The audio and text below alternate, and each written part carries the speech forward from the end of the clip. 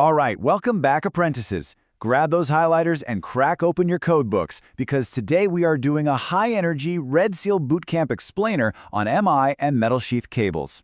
I'm your host, and my mission today is to take the Canadian Electrical Code 2024, specifically the whole 12700 series, and break it down into the easiest, most practical job site language possible.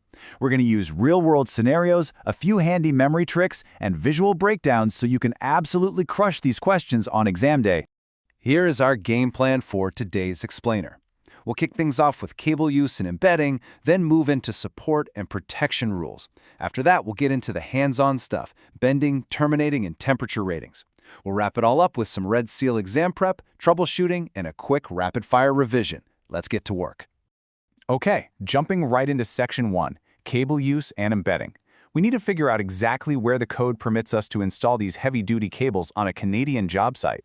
Because whether you're working in a combustible wood-framed building or a non-combustible concrete high-rise, you really need to know your boundaries. Before we even pull a single meter of wire, you gotta know that while these cables are incredibly versatile, seriously, they're allowed in almost any building type, Rule 12-702 throws a very specific limitation at us, and you'll definitely want to flag this in your codebook. Lightweight mineral-insulated cable is strictly for multi-conductor assemblies. Why? Well, a single-conductor lightweight MI cable simply doesn't have the mechanical strength to survive the rough and tumble environment of a construction site on its own. It absolutely needs the structural integrity of a multi-conductor assembly. So go ahead and write multi-conductor only right next to lightweight MI in your book.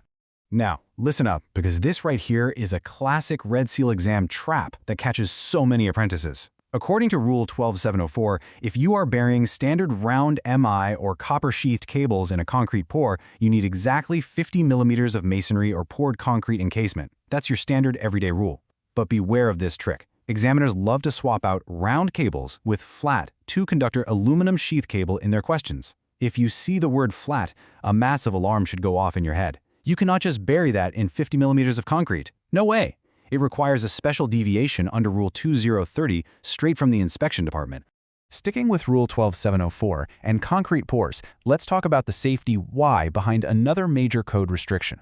If you are tying your aluminum-sheathed cable to steel rebar before a pour, you have to be extremely careful about the concrete mixture itself. If that concrete has chloride additives, which, is super common in cold Canadian winters to speed up curing, galvanic corrosion will literally eat the aluminum sheath alive. It's a nasty chemical reaction. So to prevent this, the code demands either chloride-free concrete or you must physically paint the aluminum sheath with a bituminous base paint to act as a barrier.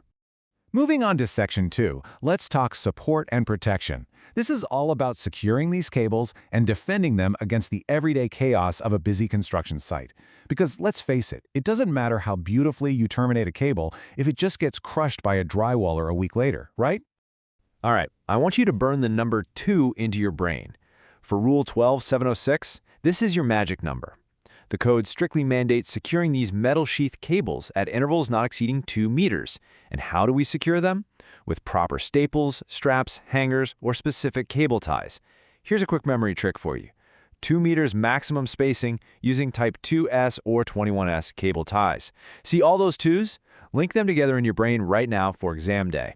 Now, Rule 12710 is all about mechanical protection, and it gives us 2 very specific real-world job site scenarios. First up, if your cable is exposed on a wall in a warehouse and a guy on a forklift on a Wednesday afternoon could accidentally smash into it within 1.5 meters of the floor, you must install mechanical protection, like a heavy steel guard. Second scenario, if you're running cable through wooden studs or behind baseboards, it has to be located or protected so a framer can accidentally sink a 2.5-inch common nail into your live wire. If your drilled hole isn't set deep enough, you're going to need steel protector plates. Heading underground? Well, Rules 12-708 and 12-710 bring us back to harsh Canadian realities. First, if you bury an aluminum-sheathed cable directly in the dirt, it absolutely needs a corrosion-resisting jacket. The earth will literally eat bare aluminum. Second, when that cable comes out of the ground, which we call a stub-up, you need a protective pipe extending at least 300 millimeters above grade. But here is the absolute genius part of the code. In areas with frost heaving, that pipe must be able to slide freely on the cable. Think about it. If the frozen ground pushes the pipe upward and that pipe is tightly clamped to your cable, it'll rupt your entire underground run right out of the earth. It has to float. Okay, Section 3.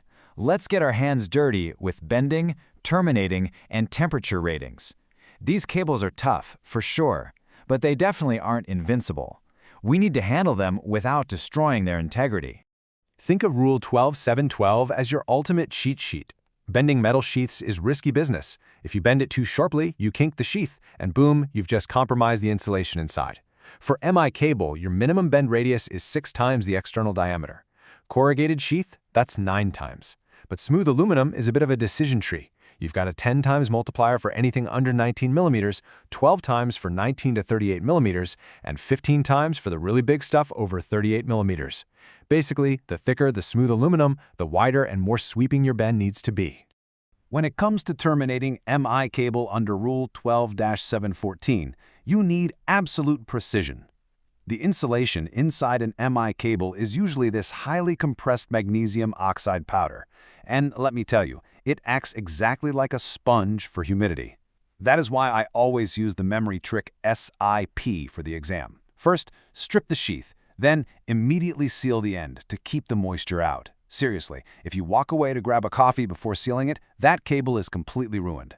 Finally, provide proper insulation to the bare conductors and hook it up using approved MI box connectors. Just remember SIP, strip, immediately seal, provide insulation.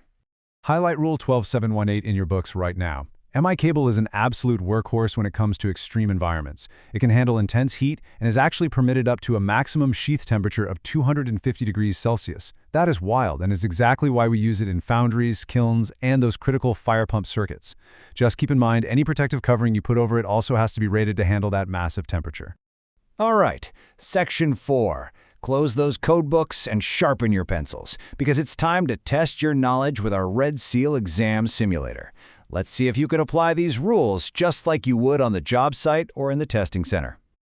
Picture this. You're on site, tackling a practical code calculation scenario you are highly likely to see on exam day. You're running a smooth aluminum-sheathed cable.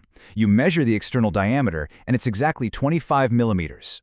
Your journeyman turns to you and asks, "Hey, what is the absolute tightest minimum radius of the curve you can make on the inner edge of that bend?" So how do we solve this? Well, remember our smooth aluminum decision tree from Rule 12.712? It relies on diameter brackets.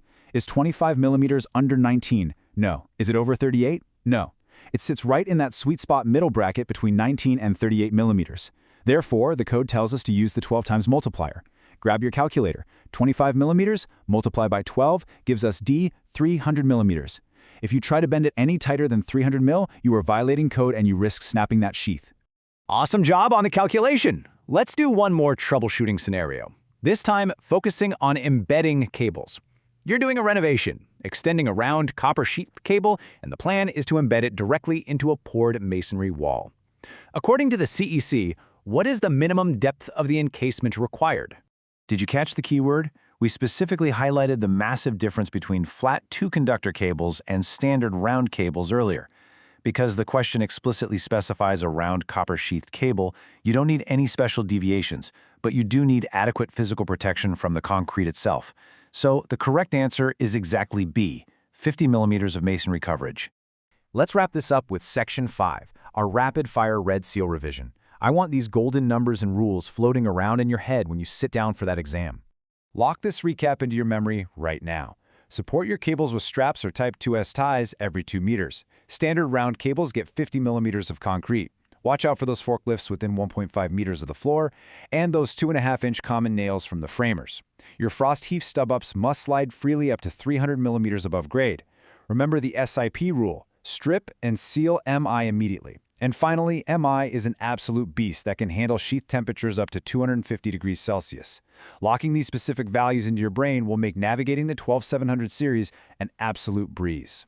So, you've got standard commercial and industrial setups nailed down. But what happens when we take these exact same heavy-duty metal-sheathed cables and route them into a Class 1 hazardous location, a place where a single spark could literally ignite explosive gases? Well, that is the ultimate exam trap, tying Section 12 directly into Section 18, and it's exactly what we're going to conquer in our next explainer. Make sure to like, comment, subscribe, and share this explainer with your fellow apprentices so you don't miss out. Keep studying hard, trust your codebook, and I will see you on the next one.